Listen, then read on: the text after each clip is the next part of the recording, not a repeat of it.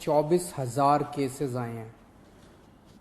ये रिपोर्ट थोड़ी देर में अभी जारी होगी, जो डेली बुलेटिन जारी होता है। पिछले 24 घंटे में 24,000 केसेस आए हैं।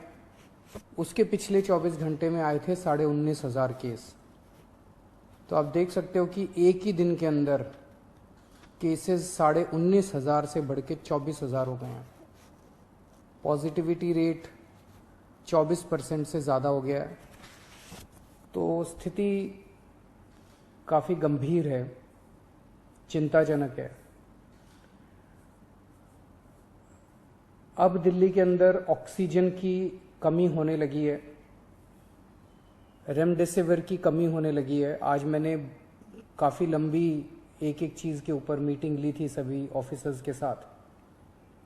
तो जो हमारे 3-4 दिन पहले हमारी असेसमेंट थी, चूंकि केसेस बहुत ज़्यादा तेज़ी से बढ़ रहे हैं, इस वजह से इन सारी चीज़ों की कमी भी, जो हमें लगता था कुछ दिन पहले तक की स्थिति ये चीज़ें उचित मात्रा में मौजूद हैं, आज ऑक्सीजन की, रेमडेसिविर की और टोसिलीजुमैब, इन तीनों की कमी नज़र आई। किसी भी हेल्थ इंफ्रास्ट्रक्चर की एक सीमाएं हैं। दिल्ली के अंदर भी सीमित बेड्स हैं, दिल्ली के अंदर भी सीमित आईसीयू के बेड्स हैं।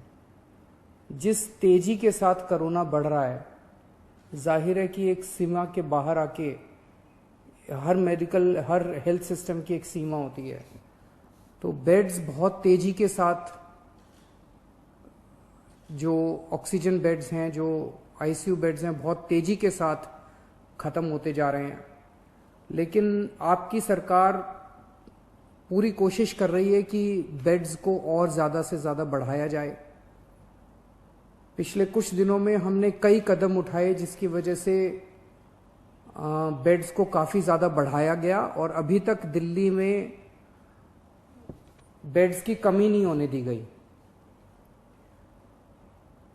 अभी भी आने वाले कुछ दिनों के अंदर हमने बेड्स को बढ़ाने के लिए कई कदम उठा रहे हैं और अगले कुछ दिनों के अंदर ही, 2-4 दिनों के अंदर ही, मैं उम्मीद करता हूं कि बड़े स्केल के ऊपर बेड्स हम बढ़ा पाएंगे। कोशिश करेंगे कि अगर कोई मरीज को बेड चाहिए, सीरियस मरीज हो, उसको ऑक्सीजन चाहिए, तो ऑक्सीजन की दिक्कत नहीं होनी चाहिए उसको।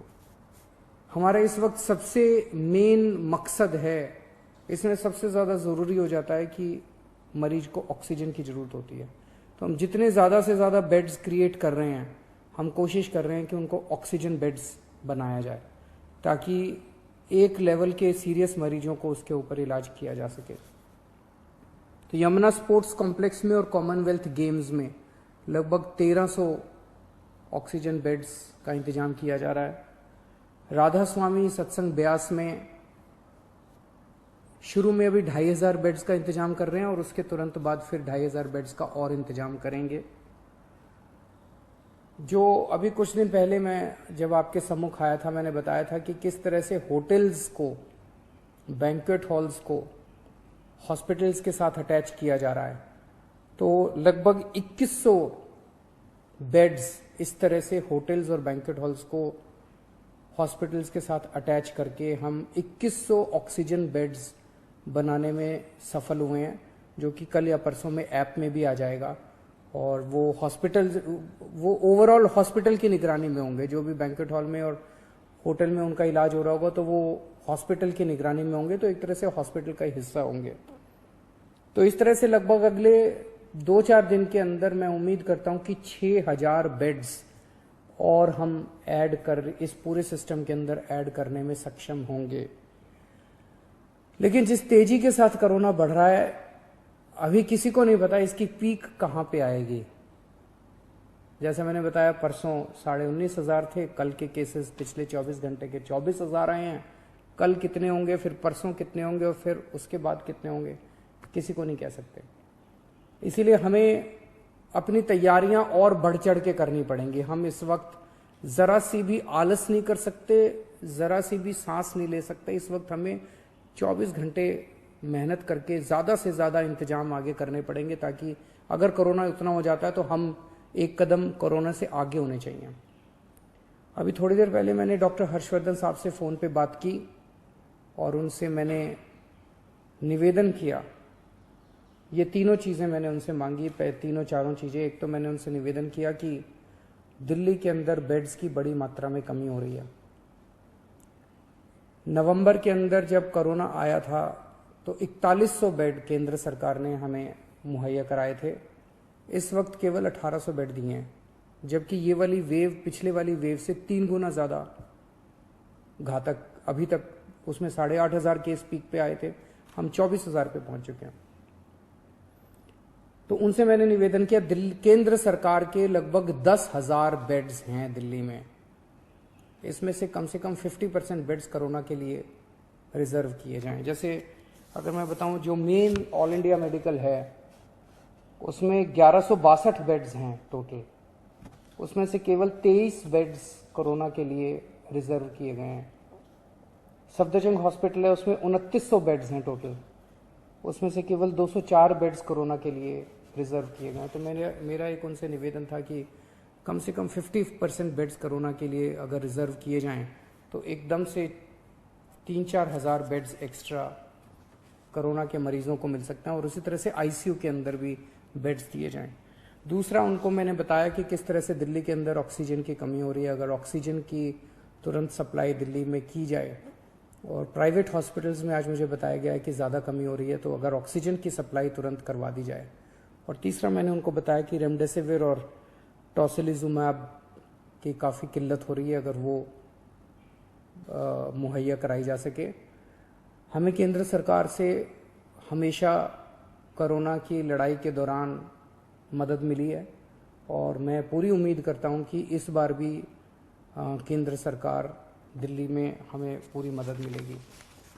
ये भी सामने ऐसी खबरें आई हैं कि ये कुछ दवाइयां जिनकी शॉर्टेज हो रही है, इसकी शायद कभी ब्लैक मार्केटिंग ना हो रही हो, होर्डिंग ना हो रही हो। तो आज अफसरों की मीटिंग में सख्त निर्देश दिए गए हैं कि उनके ऊपर रेड मार के और सख्त से सख्त कार्रवाई की जाए अगर कोई भी इन दवाइयों की होर्डिंग या ब्लैक मार्केटिंग करते हुए पाया जाता है। तो एक शिकायत ये आ रही है, और ये सही भी है, कि टेस्ट्स में अचानक दिल्ली के अंदर, दिल्ली देश में अकेला शहर था जहाँ 24 घंटे में टेस्ट के रिजल्ट आया करते थे। पिछले कुछ दिनों से 3-3, 4-4 दिन लग रहे हैं टेस्ट्स में, ये शिकायतें आ रही हैं। और उसका कारण ये है कि कुछ लैब्स ने अपनी कैपेसिटी से ज़्यादा सैंपल उठाने चालू कर दिए हैं। उनकी कैपेसिटी मान लीजिए 5,000 की है दिन की, वो 10,000 ले लेते हैं, 15,000 सैंपल डेली ले लेते हैं, और वो एक देने सैंपल का रिजल्ट देने में उनको 3-3, 4-4 दिन लग जाते हैं। इससे नुकसान आप समझिए कि एक सीरियस मरीज, उसने आज सैंपल दिया, उसका रिजल्ट अगर 3 दिन बाद आएगा, 3 दिन के अंदर तो उस व्यक्ति की मौत भी हो सकती है। तो उनकी जिंदगी के साथ खेल रहे हैं। ऐसी लैब्स के खिलाफ सख्त कार्रवाई की जाएगी जो अपनी कैपेसिटी से ज़्यादा सैंपल उठाते हैं और 24 घंटे के अंदर रिपोर्ट नहीं देते।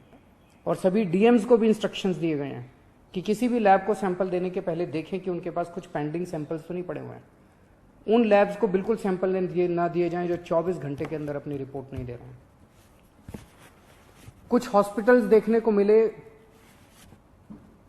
हमारा एक ऐप है दिल्ली सरकार का, उस ऐप में आपको रियल टाइम बेसिस पे पता चलता है कि किस अस्पताल के अंदर कितने बेड भरे हुए हैं, कितने बेड कोरोना के खाली हैं, कितने आईसीयू बेड हैं, कितने खाली हैं, कितने भरे हुए हैं। रियल टाइम बेसिस के ऊपर इस ऐप पे आप देख सकते हो।